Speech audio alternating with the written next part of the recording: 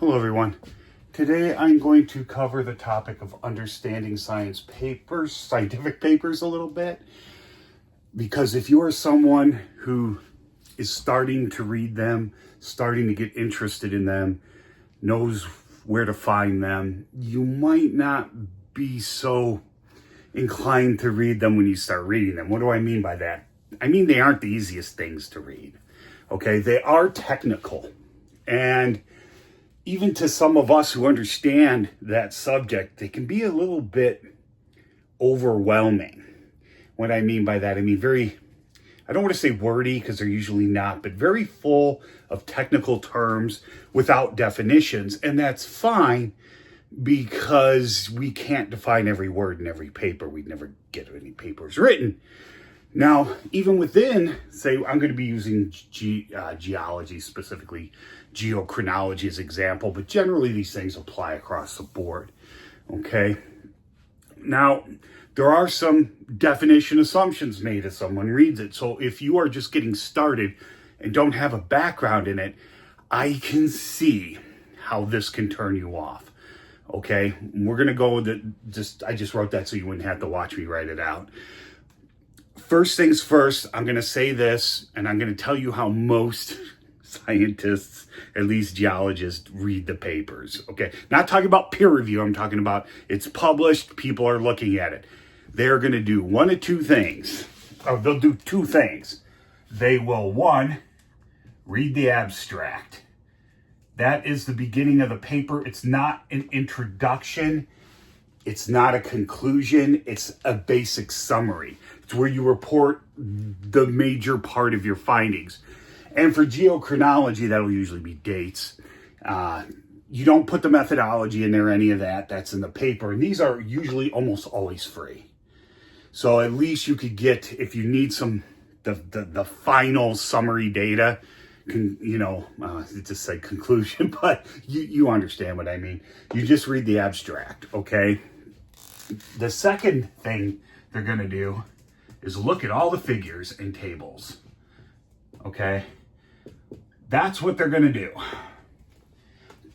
Basically, first and foremost, and it may stop right there. I do it. Everybody does this, even if they tell you they don't, okay? It's been my experience. Some people have admitted to doing this. I'm admitting to doing it now. Because those are the things where I'm going to find most of my information. Now, I will go back and read, if I'm actually just reading a paper, which I do, actually more often than not, I will do this and then I'll go back and I'll start reading and I'll highlight what I think is something I might catch my eye or something like that, or something I need to look up, because that happens often. Now, there'll be a lot of technical terms in a paper, okay? And one of those technical terms will just say large igneous province. What you'll see is that won't be defined.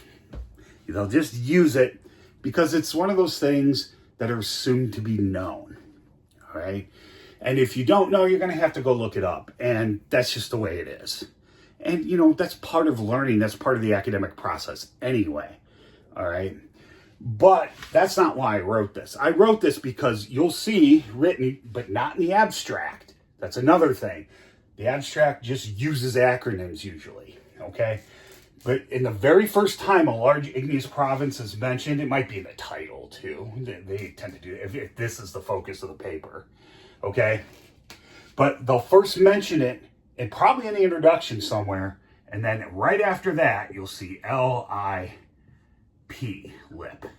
Now this, we don't really standardize acronyms and abbreviations in science. It's not something we really do, but this is common. It's almost always going to be LIP. Just like mid-continent rift is always going to be MCR. There's just some things. It's not like chemistry where we have like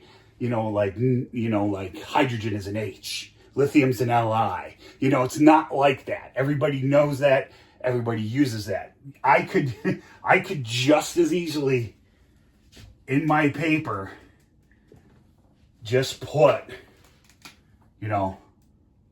IP. Because this may be the only time I use the word large, but I might say this again. So you see, it's not very standardized, and you can use the abbreviations you want. There are some exceptions to this that like have to do with geologic maps and stuff, but we're not talking about that, okay? So you're going to see that. Now, if you just start randomly reading somewhere and you don't know what a lip is and you see that, you're going to be like, I don't know what that is. And you might get turned off right there because you don't know the first time it's mentioned, it's spelled out. Which in today's day and age with, word search and a PDF, it's not that big of a deal. However, you may not have access to that. It may be an old hard copy you dug up. So now you got to go back to the beginning and actually start reading the whole thing. Because they may not use it until almost done with the introduction or halfway through the methodology. I'm just saying that for any abbreviation, not that one in particular. So, in some old papers I found out, like ones, pre-1950s, 60s, somewhere in there, Adobe doesn't recognize the font easily, especially if it's a scan. So you're still going to have to go back. Okay? So, yeah, be aware of that. All right? That's probably one of the biggest things. And the next biggest thing is year values. Now, we can argue across the pond as much as we want what the hell these two words represent in numbers, okay? On this side of the pond, that's 1, 2, 3, 1, 2, 3, okay? And this, I'm going to write it out. I know it's times 1,000, but I'm just going to write it out. 1, 2, 3. And you might be like, well, Steve, you could just write, 1 to the 6, do some scientific notation. It's probably written like that, right? No, it's not. Sorry, that's supposed to be an exponent 9.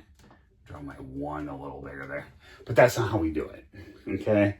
We don't do that. If we're talking about years and papers, and then there is thousands, which nobody argues about, but I want to bring it up anyway, which is obviously, 1,000. Okay? Confusion between and different sides of the pond, flipping these or whatever, using them in different contexts, isn't why we do what I'm about to show you. We do it for brevity and universality. This is probably mostly standardized, and it's becoming more standard. Now, it used to be common in papers for billions of years ago or billions of years. You would see that or just that.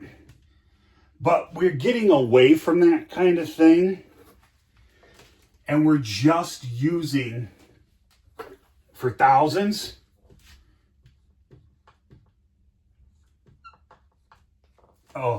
kill a year is common still, so I'm up there. Million, we'll just use MA, and for billion, we'll use GA, but this is actually correct. So, okay. But you do see this a lot. Now, you might be like, well, that kilo, thousand. That's where that comes from. This does not mean million. This is mega annum, kilo annum, giga annum. There is no argument between what these numbers mean. Okay, so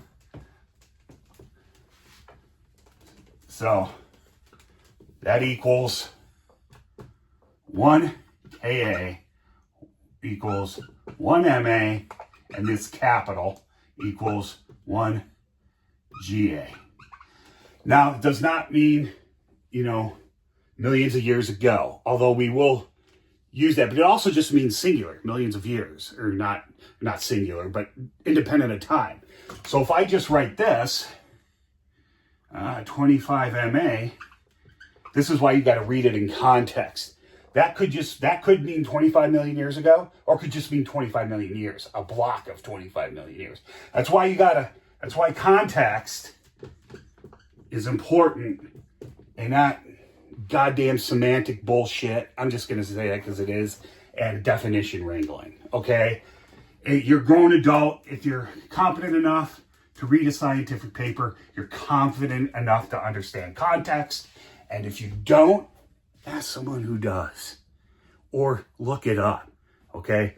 Nothing burns me more than people who argue semantics. Actually, that probably burns me more than grammar, the grammar police. Because semantic people, will write something for brevity or is in a scientific paper, something that within the community is universally understood. And there's always going to be that one guy, but technically it means blah, blah, blah, blah, blah. Well, dude, this isn't a fucking thesis. I'm not going to write, an additional 60 words to explain something that the community, the science, people in the field understand with 5 words. It's stupid, okay? Sorry, that's off my chest now. Okay, but why do I bring this up? Because a lot of times you're going to see dates, especially in geochronology.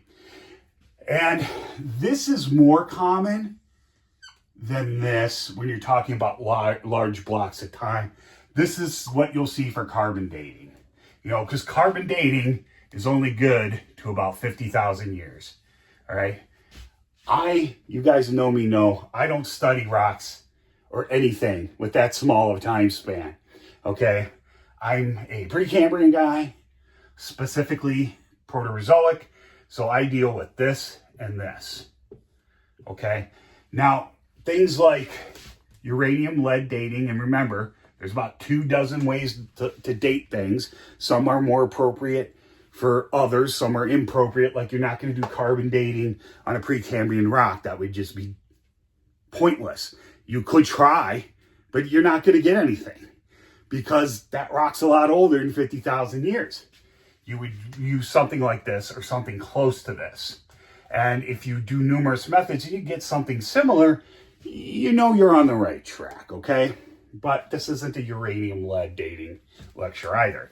But let's say you get something that's, I'm going to write this out in numbers, 1,573,120,000 years old, plus or minus.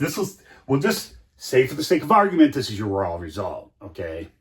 Plus or minus 5,750,000 years. Okay. We'll say this is an age. So you're looking at a rock this old. All right, and that's years. No one's going to write that in a scientific paper. What they are going to write, and say these are the actual results you got, okay? But when I'm talking about something this old, that's really not that big of a deal. I will round, okay? This is very accurate. We could get this down to way under 1 million years, even back in the Precambrian, okay? It's gotten that good. But what you would do is you do write this one of 2 ways. Something like this, where your margin of error is in the millions, you're going to more than likely write 1,573 plus or minus, technically that would be 6 because we'd round up, because that's a 7, 6 million years ago. This is always written at the end. It is not written here in addition to being written here. That is one entire concept. All right? Now you could write it using billions of years. You could write 1.573 plus or minus 0.006 GA. But see how that's cumbersome? You got to write out about a lot more. And I have seen people do this. And it's usually people who don't study things this old. They study younger stuff. So they'll do this. And it's just like, You don't need to be consistent in your paper. If you start out with millions of years and go to billions of years, you don't need to do this. That's why we have MA and GA. You can do it this way in one paper and do it in GA in another part of the paper. That is fine. You just got to have it. So this wouldn't be the best thing to write just because it's cumbersome. Now, if I just had 10.5 plus or minus, 0.7 GA, that's fine. But I could also write it this way, but you can write it this way too. Okay, we're getting pretty busy here. So, and there's always a space here. That's just something you're going to get dogged on if you write a paper. And that's because there's those people too who review papers. They're going to tell you to leave a space there. I don't know why this is, but it is. I guess it's for legibility. But that is an unsaid standard that they will come after you for some freaking reason. But anyway, I think I've explained enough for now. This is getting lengthy. I wanted to do more stuff. In the comments, let me know if you want me to go into more depth on how to read a scientific paper or not. But anyway, that's it. And leave any questions or comments below, and I hope you learned something.